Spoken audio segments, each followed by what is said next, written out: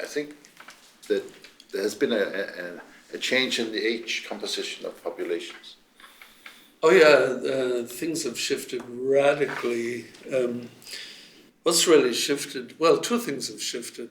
This is very standard stuff. Mortality has fallen and fallen and fallen and continues to fall.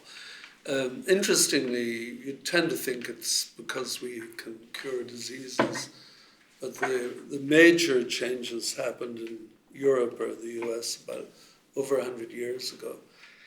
Modern hygiene, certainly in childbearing, has wiped out puerperal fever.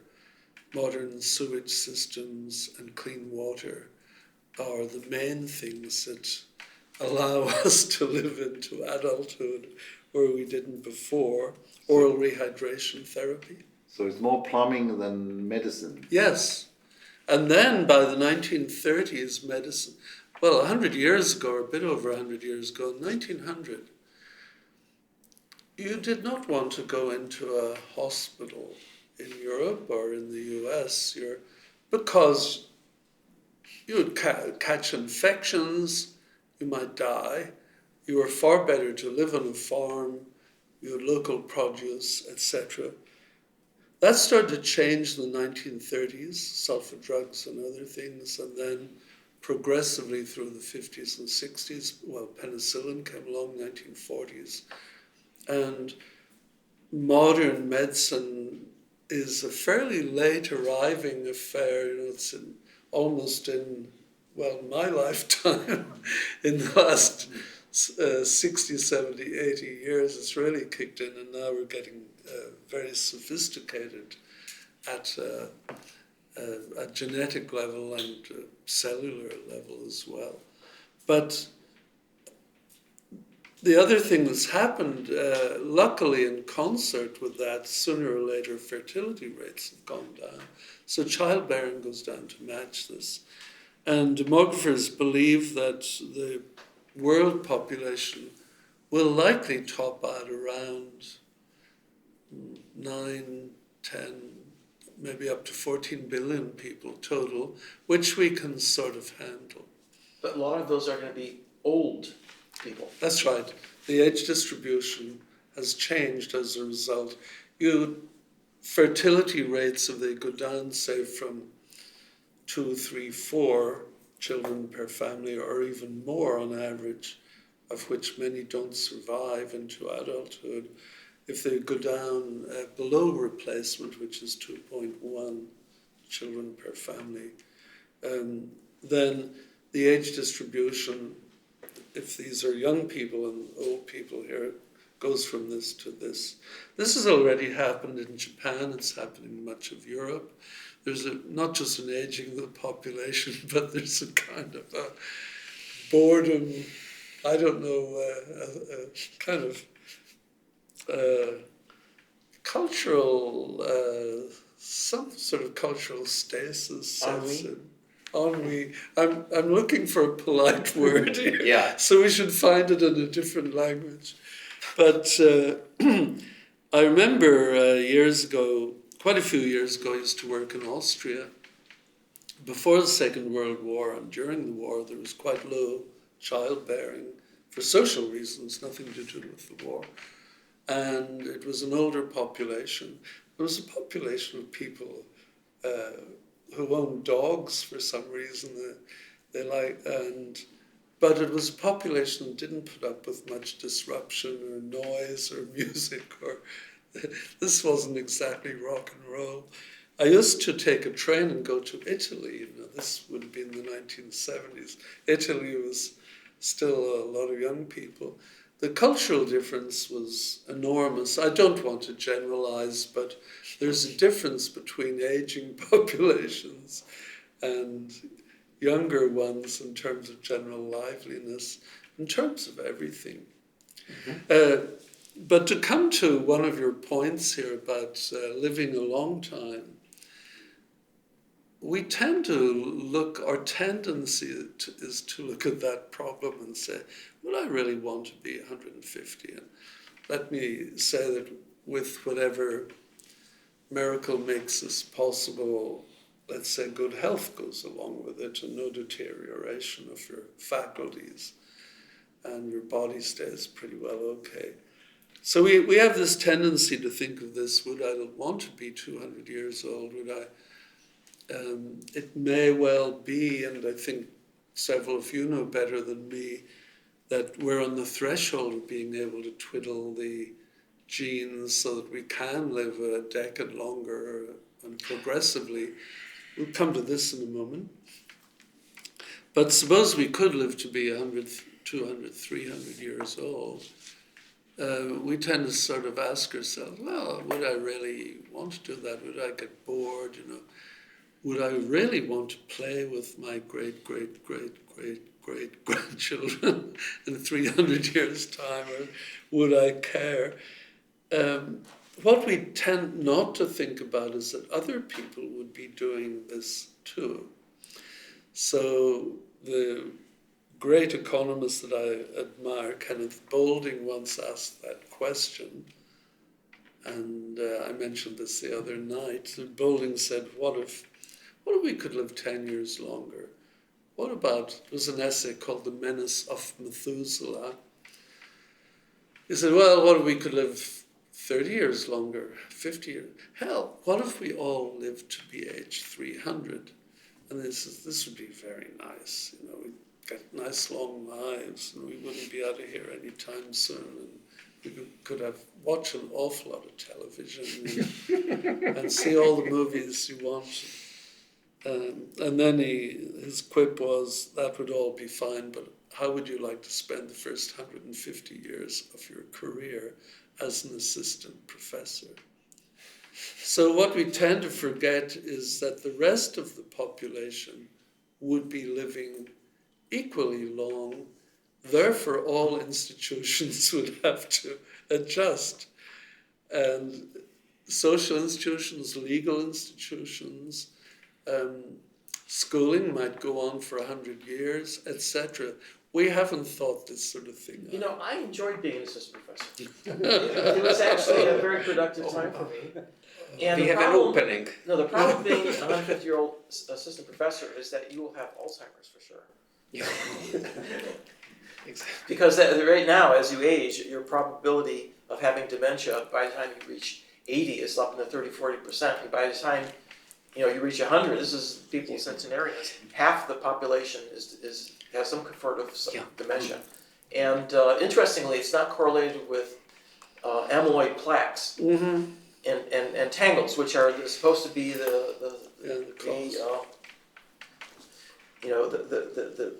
what the pharmaceutical industry has tried to reduce, drugs that reduce amyloid buildup. Yeah. And actually, the drugs that they developed have been very effective at reducing amyloid, but they haven't been effective at reducing Alzheimer's. So it's a difficult problem that I think is going to become more difficult as our population ages. And it's not just dementia, that's a degenerative disease, but there are many other problems, mental disorders that people have. For example, one of the problems with older people is that all their friends die. And they're left alone, and depression, it becomes a serious problem. So there are many serious mental disorders that are going to accumulate as you get older and older. And maybe we will be able to cure them or solve some of the problems, but that has to be done now. We have to start working on it now. And in an aging population with a lot of very old people, where would the mental faculty of creativity, how would that thrive? Well, I think elderly can be creative. Surprisingly, not everybody, but I'm saying that there are some people. In fact, it's interesting. These centenarians, there are some among them that are just as sharp as a tack, and very creative lives. So it is possible. It's not like you're doomed. It's just that it's the things that whittle away. As you get older. Normally, in 100 years ago, it was rare to live to be 100, right? It's few people. In addition to infectious diseases, and you have heart attacks and cancer, and these are diseases of the elderly. average lifespan most places would be in 30, 40. Now it's up into the 80s. That's right. And that's when all these other diseases start taking hold. But I mean, clearly no one would like to live a long time if most of those years are spent in a decaying state. That's the point. But I mean, the people who work on aging, as Cynthia Kenyon and people like that, don't they hope that you can actually slow down all these diseases, or do you think they are doomed to failure? Oh, more power to them. One thing we know is that in many cases there's planned cell death. In other words, this is something that's been built into a program that will kick in under certain circumstances, which will force you to die. I mean, you have no choice. And that might be subverted. I see. What's the biological function of that? But I would like to, let's start from here. What's the biological function of death? Very great evolution biologist, second only to Darwin, August Weismann in Germany was the first person to have thought about it very seriously. And the first explanation that he came up with was that it was good for evolution. Right? It was good for the species because, if you remove the elderly, then of course you are replacing with them. And then it is the young, the newborn who are going to introduce the new variation and the population will be able to evolve faster. Now, he was one of those eminent scientists who returned to the same question again and again. He realized that was, how was the polite word? Incorrect. Because it assumes that the species as a whole is the unit of selection. Yeah? Whereas if you look at the individuals, why should the individual give it up, right? Why not live longer and produce more children and that's it? So it doesn't confirm the idea of individual competition and selection. And then towards the end of his life, he came up with an explanation which is sort of correct. And that is that when you, the older you are, the higher, the cumulative chance that you will die anyway is increasing, because there are accidents, there are diseases, right? So even if there is no aging, there will be less and less people, who, and therefore the force of selection is going to be diminished, right? So the force of natural selection will move towards younger ages, which means that's one of the mechanisms that will allow you to accumulate in the population, in the long run, adverse mutations that become manifest only at later chronological times because the natural selection cannot weed it out anyway. So that is one of the effects that are probably at work. And there is another consequence which tells me that you should not raise your expectations too high, that you are going to have your lifespan extended, by 100 years, within 100 years, right? I think it's complete out of the question as the following. It goes back to an argument that was made by George Williams, and he referred to the example of Henry Ford, the junkyard, and his cars. So the story is as follows. Henry Ford went to the junkyard to look at the old Fords there. And then he found that one part of the cars was always good, right? Always functional. It was always some other part of the car. And he said, from now on, we are going to produce this particular product in inferior quality, right? Because it doesn't make sense to keep up this high quality if the car dies from other regions, for other reasons anyway, right? So now that George Williams, famous biologist, came up with the argument that, look, it's actually similar.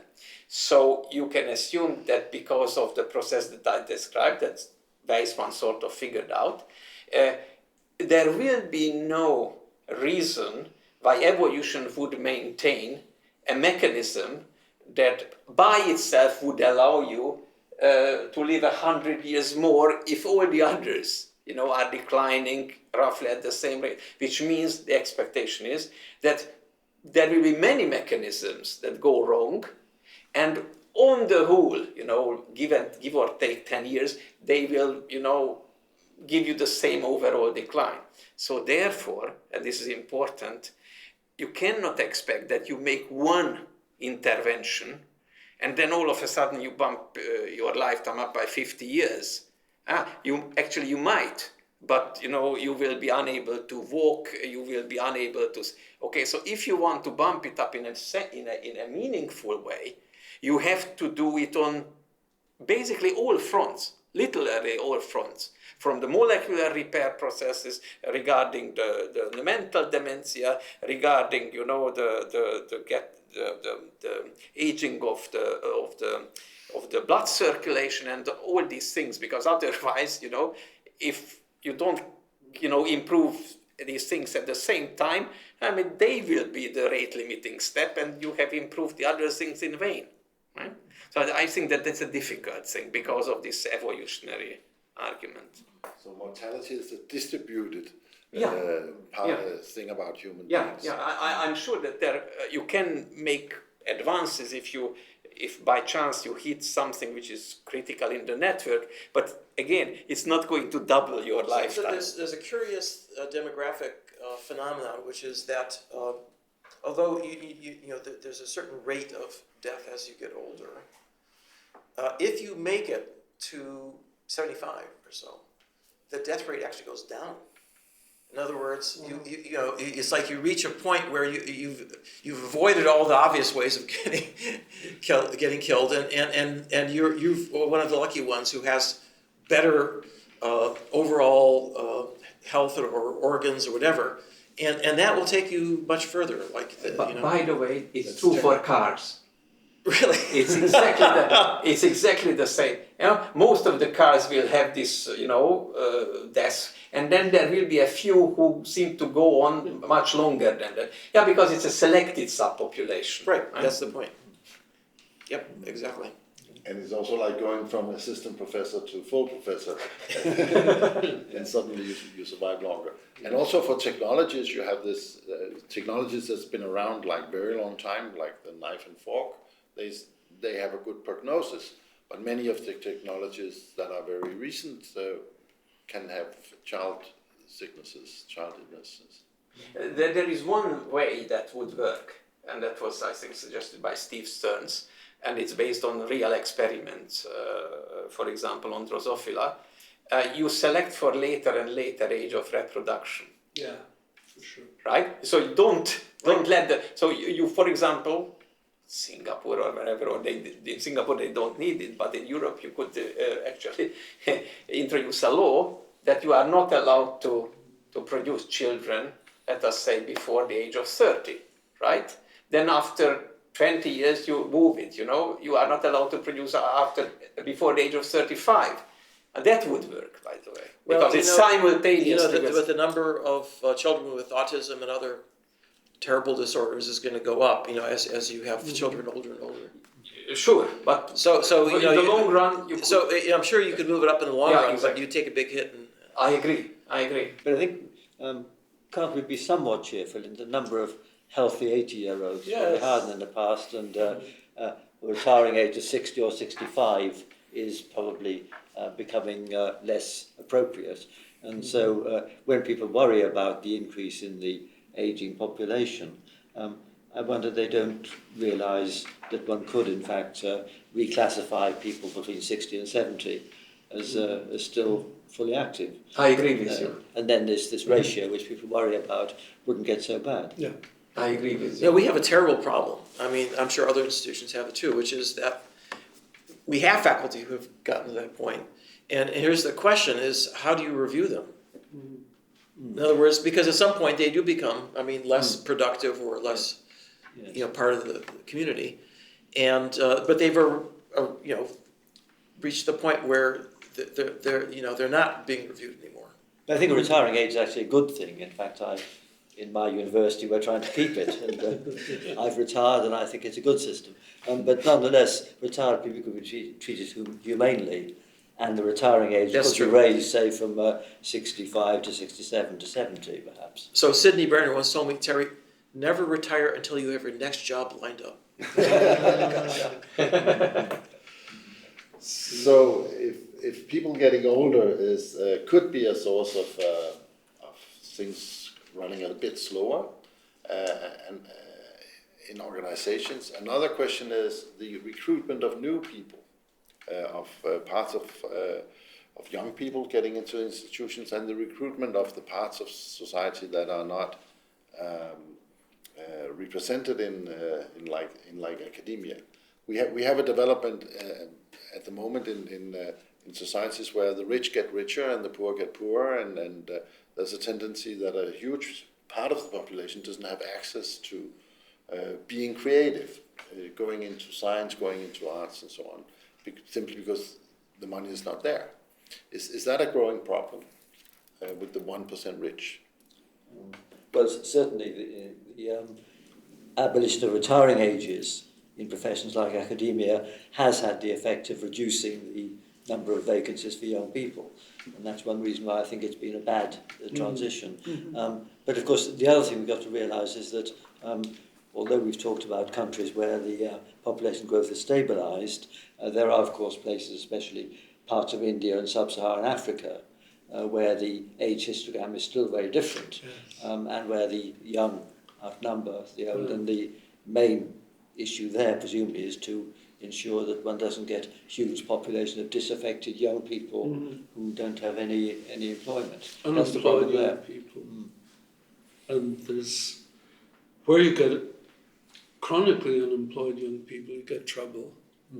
Be it in America among certain minority populations or the Middle East, or Northern Ireland, where I'm from. The cause of the trouble, I think, was in no small part that 60-70% of younger people were unemployed. Yeah. What did they end up doing? Migrating. When I was about 15, I was very well aware. I was on the other side, the not so advantaged side, and so you had to pick a country. I thought I'd go to Canada. I wound up in the US. I kind of missed.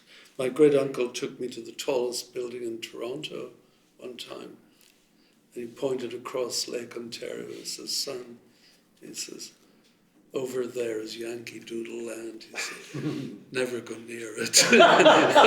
2 years later, I was in Berkeley. So, but yeah. So unless you have an outlet for population, unemployment in general means trouble. Yes, and so we hope it will stabilise. But I mean, looking at these projections, as you know far better than me, up to 2050.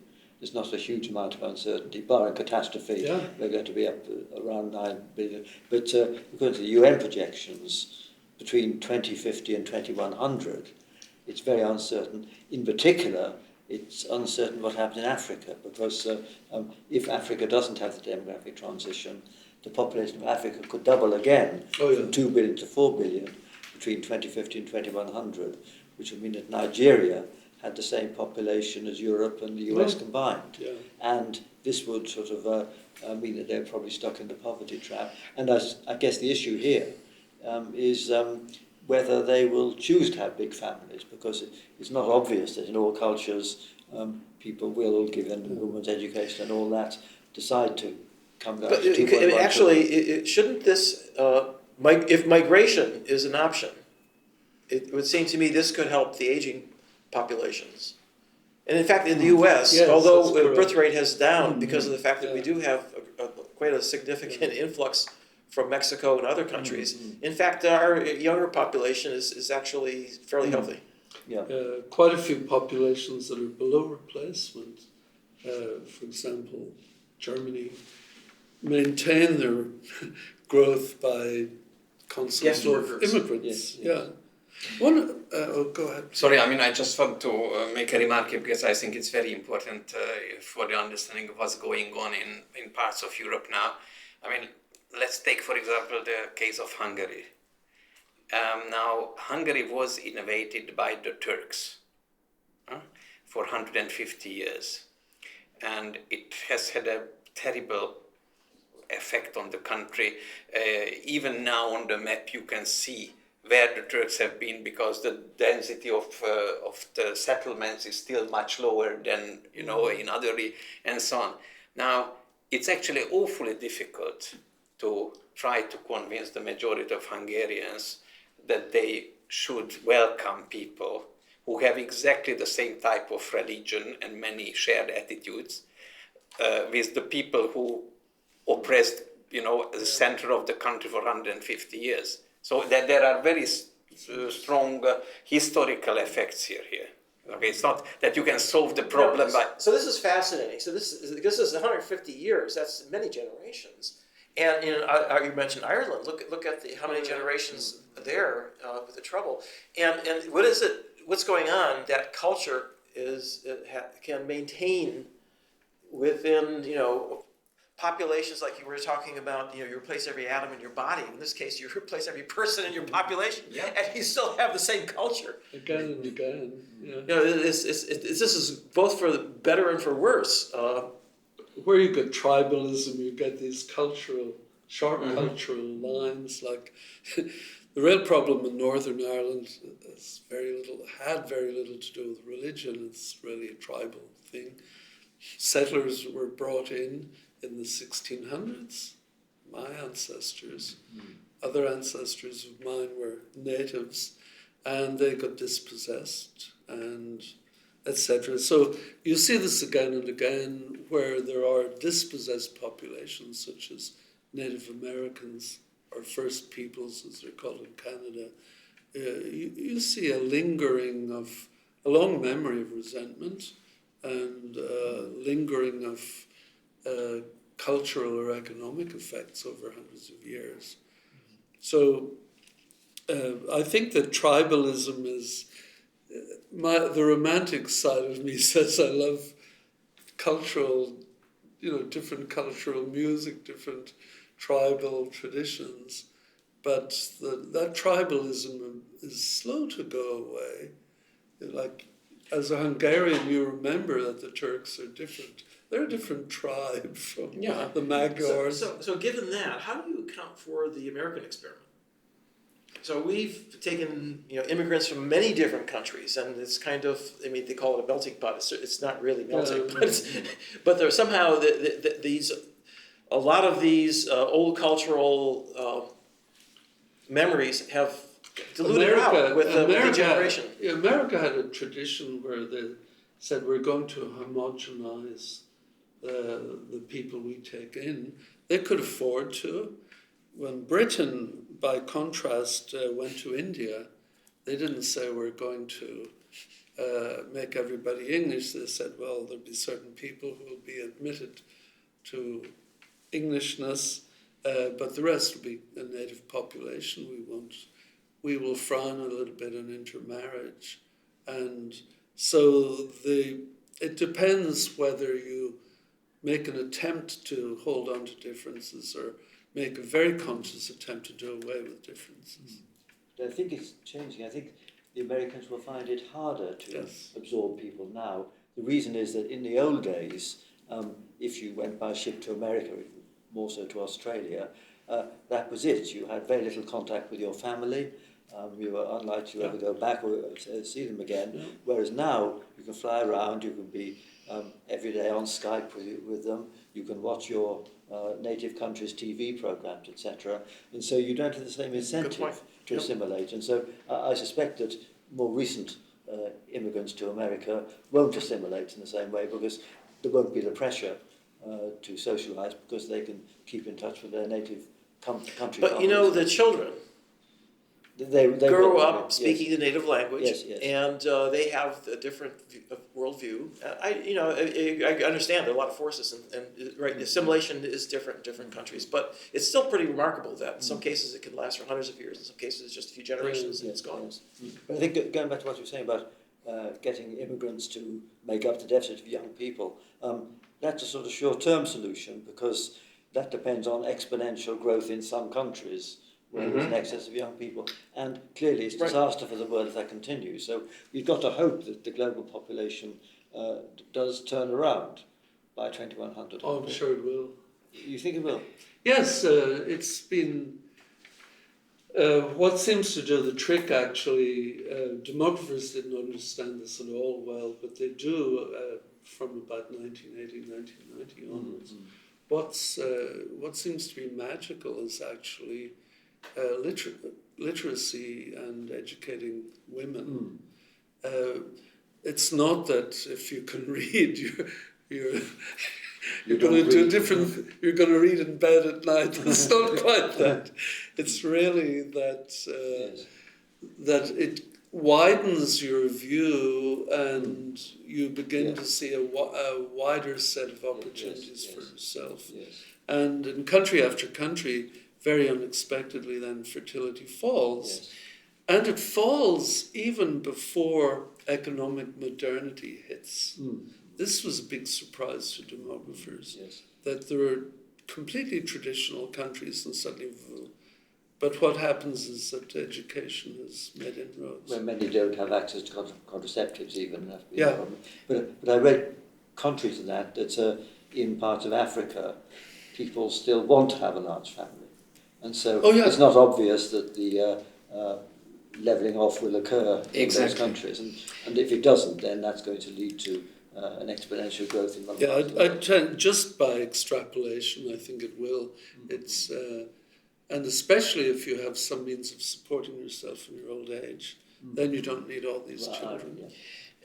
Let me add something more, because there is the tribalism part, but I think that there is something which, is you could call it's a stronger form of it, or it's not. It goes beyond that. It's a more systemic type of source of contradiction, and now in Europe they have come up with educational material for the immigrants, and because of problems with writing in I don't know how many languages and so on, they try to put these things into pictures, right?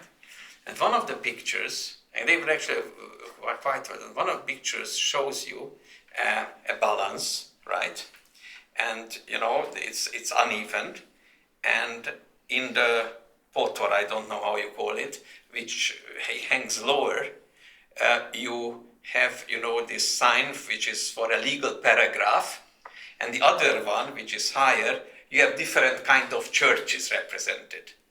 Now that conveys the message, rightly so, that in these countries to which you are immigrating, my friend, the rule of law is much more important than the rule of your religion. And that's a surprise to many of the immigrants, right? Now, can you imagine what kind of tension that generates? The Danish physicist Niels Bohr argued that science or scientific activity in itself, the fact that there was a part of culture which was the same to all nations and all tribes and all languages, that would be bringing people together and would in the long run help them solve problems. And historically, science did play an important role in the conflicts in mid-last century in Europe by creating this common understanding of between people. Science doesn't have the same kind of prestige today as it had in the beginning of last century in the general population. People love some science and fear other kinds of science. Is science still sort of the torch-bearing culture that will help us create global understanding? I mean, I would contest the view that it's got less public perception, because it's true, in the past 100 years ago, scientists were a small number, they were an elite, but probably lots of people were entirely unaware of them. But it's certainly true that science is the one truly global culture, and straddles national boundaries, and in the depths of the Cold War, the Russian scientists and the Western scientists got together, etc. And I suppose now there are far more walks of life which are globalized, obviously, the financial system and others. So it's not special in the way it was in the past. But I would have thought that the prestige of science, it may be that it shifted from just physics to more biology and genetics, is surely not lower than it was in the past. I mean, there's perhaps just slightly more suspicion, but there always was suspicion from religion. I think it's not so much as the sciences or biology or physics. I think the academics has gone down. Oh, exactly. There used to be the professors who are very high status. Exactly. In this the is what I community. wanted to say. Yes. Yeah, and I think I But that's don't know because why. there are too many more of them. That could That's be one of the reasons. That is. But I 10 think times as many people going to university as there were It's a problem. a century ago. Tor, I want to make a plea for saying something about the 1%. Yes, please. Before we run out of time Yes. here.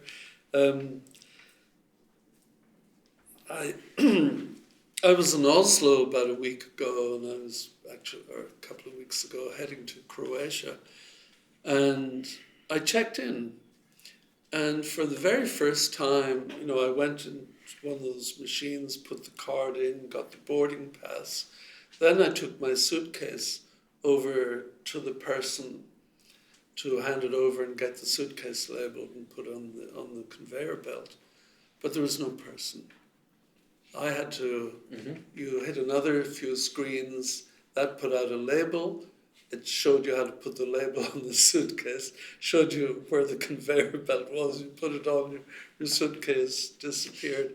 So there was not a single person from the airlines involved in people boarding the plane.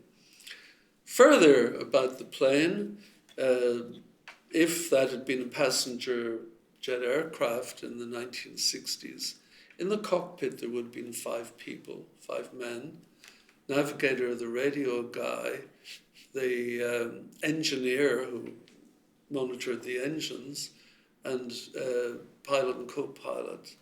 Now there's just 2 people. So what we're seeing is the steady automation and collapse of fairly highly skilled jobs. And that's just one sector, but you could go again and again and again. Radiologists are starting to be replaced by machine learning devices, possibly to the benefit of us, if we're getting scanned some way. So very highly skilled jobs are disappearing. We don't have lift operators any longer, elevator people. I can remember that. We don't have travel agents anywhere near as much as we used to. Paralegals are disappearing, etc. What's happened is that I believe there's many things have happened. You can't just say there's one thing going on in the economy. But certainly from about 1990, 1995, automation has been becoming more and more sophisticated, and so whole jobs are being replaced. Those jobs are being done either by machines or increasingly by intelligent algorithms. Navigators are not necessary much anymore. We have GPS systems on freighters and boats, on trucks, etc. So jobs are steadily disappearing, and economists are really worried about this, that there's the disappearance of low-skilled jobs, high-skilled jobs, jobs that are in between, white-collar jobs. The traditional riposte is to say, well, 1900 in America or in Europe, maybe 80% upwards of the population was involved in agriculture. That got mechanized. So now in the US, that's down to 3% of the population. Where did all the workers go? Into the manufacturing sector, say around in the 40s and 50s, with a few people in services. That got mechanized. So there's about 9%, it depends on who you believe, but of people in manufacturing in America, 2 or 3%. So you're up to about 11 or 12%. Everybody else in the US is in jobs and services. Now those jobs are disappearing. Not so much because of robots, but because the actual work is being done in some economy below the ground where the aspen roots are all connected, and those jobs simply don't exist any longer.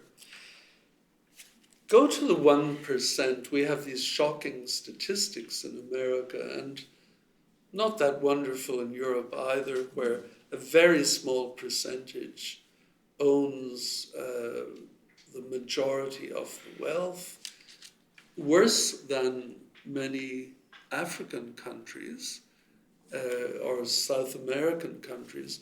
Europe, it's a bit better because of government policies, but it's still a bit severe. What I believe is happening, I'm putting these on the table for comments, what I believe is happening isn't that greed on Wall Street or in the city in London is any worse than it used to be. I think human beings are pretty decent, and we all have a propensity to gather as much wealth as we can. But I don't think that's changed. What has changed more than anything are really two things. One is that as these jobs have disappeared and posts that people can fill have disappeared, union power has evaporated. If a union starts to say, well, we don't like what's going on, we will slow down, we'll go out on strike, the next thing is that an awful lot of jobs just don't exist anymore. They haven't been done away with, they've been replaced. And so unions are losing their power. That means the majority of people are not quite sure. We don't know where this is going to hit next. For example, it's possible within 15 years that university is going to look very different. I used to think I'm a professor. I stand up in front of the class. You could replace me with a robot, and that wouldn't make that much difference for some professors. But today I want to talk about, but that's not what's going to happen. The actual learning will be done in an interaction with intelligent algorithms, intelligent machines. Those jobs just simply waft away and don't exist any longer. So there's, in Marxist terms, or rather insightful terms, I would say, there's more of an army, a vast army, a gigantic army of the unemployed or semi-employed. We call this now the gig economy. I've got a gig in San Diego, I've got a gig here, I've got little sprinklings of money showing up there. And then the other thing, so jobs are disappearing. The other thing that's going on is that there's a lot of excess wealth created via these machines and via automation, or what I would prefer to call autonomous intelligence. And that excess wealth is being siphoned off into transactions, and particularly into very fancy derivatives, financial instruments, to the benefit of a rather small number of people. So there's tycoons in high tech, there are people who are very good at automating things, making an awful lot of money, and then there's the equivalent of Wall Street everywhere. So we're getting an economy, I just want to lay out the story, and pardon me for going on so long, but we're getting an economy where there's a lot to go around, but there are very few jobs. And I mentioned the other day that 1930, I believe, John Maynard Keynes came up with this essay called Economic Prospects for Our Grandchildren. So roughly for the era we're living in. And he said, I can imagine an economy with about 8 times as much output, he's in the right ballpark, as much stuff produced, we're far better off in the time of his grandchildren, the year 2000 and upwards. And I can imagine that the production problem of the economy thereby has been solved. We're producing all the goodies, all the medical care, roughly, that we need. But I can imagine through automation, and actually he was inspired by robots, that there could be something he called technological unemployment. So the problem then is going to be, there's this vast trough of goodies, but very few piggies have access to the trough. So we have a big economic problem to solve, where economists would have said a generation ago the problem is, what's the main problem in the economy? Producing stuff. Now it's getting access to stuff, distributing stuff. I see it as a political problem now more than an economic one, because the money is there, and you've got to have socialist massive redistribution of it. Great. And that's what there's resistance to from the elite. But in my country, in Britain, what makes me so angry is they talk about austerity. They try to cut down the fraction of expenditure which is private expenditure, when the things people want to spend money on are health and education, which are far better done in the public sector. Yeah. And surely what we need is redistribution, so that the number of jobs in the health service, gardeners in public parks, custodians, teaching assistants, and all that could be increased and made more secure, like unionised workers in the past, not like the 0 hours contract works which so many people have now who are unskilled. So isn't it really a political question, because the money's there, but the money earned by the robots has to go not to the elite, but has to go to set up... The robots should unionize. Yeah, no, yes, but it has to go to people, because everyone bemoans the lack of support staff in a health service, etc., and say there's no money there, but the money is there. It's just being hogged by the 1%. You know, there's a deeper problem, which is you're right that you could redistribute the money, but you still don't have the jobs, and you create the jobs. Well, that's not clear. In other words, you might think that people would naturally, if you gave them money, right, they'd naturally want to get a job. But why should they if they have access to a good living and they can buy goodies and not work? Which is because there's no jobs to do. And you give them a job like being a teaching assistant, and it's not clear they want to do that rather than just sit around and watch television. I was just saying that jobs defined people in the past, and people were very much it created their life and their self-image, and now if everybody aspires to be a teaching assistant, I'm not sure that's going to be fulfilling. If the problem is production in an economy, that's an engineering problem, roughly speaking. Mm-hmm. Right. If the problem is distribution in the economy, that's always a political Absolutely, problem. yes. But I think... And that's why politics in the US has gone a bit crazy. We're in a distributive phase in the US. How do we get access? On the right and on the left, there's quite different solutions, but it's the same problem. I think what you say would be a problem if we were talking about a national citizen's wage, whether you earn money or not, or have a job. But if the basic welfare level is below that of a job, people still have an incentive. And I don't see why these jobs should not be jobs which are as dignified as the old unionised workers. Yeah. Working in a hospital as an assistant, or looking after a public park, etc. And certainly in our country, we bemoan the shortage of people in those roles in the health service and in the teaching profession. Yeah. I mean, there are job openings that people won't take?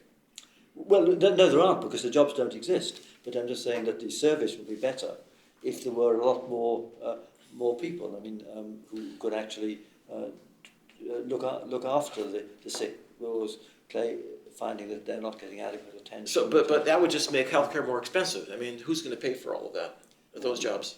Well, this is the robots are paying because the money which the robots are earning, which is now going to the elite, would be taxed and would be paying these jobs. So we'd increase the. Well, that's why I public say sector. that the robots should be given a good wage, Yeah. and that money could be used for creating other jobs. Yeah, yeah. But these are questions that need some kind of political Absolutely. answer. Yeah. But before it's possible to do political action, you need to understand them and to illuminate these problems. Has science and academia, and of course in particular the economists, been not good enough in exposing these problems to general society? Well, I tend to think there's an analogous situation historically. Around about 1850 in Britain, actually, I can't say I remember it, but 1850 in Britain, there was a massive amount of production relative to, say, 100 years before. We'd had the Industrial Revolution, the railways were going strong, there were factories, but the social conditions, the factory conditions were terrible. People in the mills were working maybe 10, 12, 14-hour shifts. There were women and children down the mines, or little boys put up chimneys and things like that. You can exaggerate that. But this was, the person who recorded this best was Charles Dickens. People were working in what's now called Dickensian conditions. My observation of situations like that in economic history is not that the politicians solve it. It becomes a worse and worse and worse problem.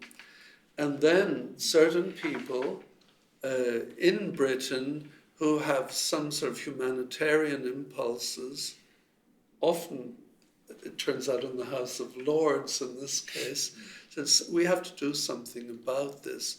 So there's a social upwelling of outrage and saying we need to do something, safety laws are passed, etc. It's not so much that the Prime Minister comes and says this is terrible, it's more that there's a grassroots upwelling and then some people who are influential. And some enlightened factory owners. Exactly, yeah. But the point I want to make here is that the resolution starts from this problem getting worse and worse and worse. Then rather enlightened people seeing a glimmer or two, and then some sort of remedies being thought of, and then some sort of laws being passed, and finally the normal politicians come on board. That takes 30 to 40 years, 3 or 4 decades. So I think we're going to be in this problem of no jobs or job difficulties by analogy for 3 or 4 more decades. The Swiss are better than most. Germans are very good. British are good, saying, yes, we should collectively do something about this. So the Swiss, I think last Sunday, voted on a basic wage, a wage that you're guaranteed just because you belong to the population. That might lead to problems, but it's the right direction. Yeah, America doesn't think in those terms. Yes. So we're in for a problem. Yes. But let's say one bright thing. The blue-collar worker has had wage levels that have not increased for decades, and job security declining. But the one thing that they have now, which they didn't have in the past, was mobile phones, social media, etc. Yeah. And these are things for which there's quite a big consumer surplus, in the sense that they would be prepared to pay more for these things than they have to pay. And so this is something which has actually probably improved the life of blue-collar workers to a substantial extent. And there is, of course, an inequality here. There's a digital divide between those who have these things and those who don't. But that's not at the level of 1%. That's probably at about the 80th percentile in Europe and North America, and at probably about the 50th percentile in Africa. And so this is a divide, but it's a divide which happens at a more average level in the population than the other kind. But it's the one piece of good news for the average person, that they have, at an ever cheaper cost, these amazing technological advances. It's the only respecting so lives are better off. It struck me what you said, that you either have a technological problem or a political problem. Yes. I think somehow I'm missing something in between, because my impression is that on the whole the world of finance seems to be more and more independent from both. Yeah. And it's a third kind of sector. And I'm astonished to see how uncontrolled it is, right? And I think this is a very important problem. For example, I was astonished to learn, when I looked into the mechanisms, that in fact, banks are allowed to make money out of nothing. Yes. And if you do that, you will be in jail, and they discover you will be in jail in 1 month. And now, the problem is that I think that's really an invitation for trouble. If I look at, for example, biological organisms, the regulation of biological organisms is quite amazing, because you have regulatory loops at various levels of the hierarchy, right? So there are many of the regulations. The mechanism sitting on the top doesn't have to worry about at all, because there will be a lot of local regulation. When there is a problem that percolates up first, then the next level of regulation kicks in, and so on. So I would encourage us to think about it, because this completely unregulated nature of the financial sector, and the other fact that they can create money out of nothing and bubble, put on the top of bubble, and I think that's an extremely unwelcome thing, and this has to be somehow be eradicated or seriously dampened, because that's one of the reasons, I think, that why this inequality is increasing. Completely agree, and I think that there was a very pernicious misunderstanding of what Adam Smith originally said, that free markets will solve a lot of problems. If people are free to do as they please in their own self-interest, they will invest, they will start new businesses, everybody will be better off. That became almost a religious doctrine in the US in the 1980s and 90s, particularly under Clinton, strangely enough, and we're reaping the benefits. It's simply not true, and Adam Smith himself is full of footnotes, talking about you have to regulate this. So we've had a major misunderstanding. I think it's slightly coming back, but among economists, we're pretty clear that this is a severe misreading of theory. Okay, gentlemen, thank you very much. I would like, tomorrow we take up two very complicated issues, the biosphere and the even more complicated world of knowledge in academia.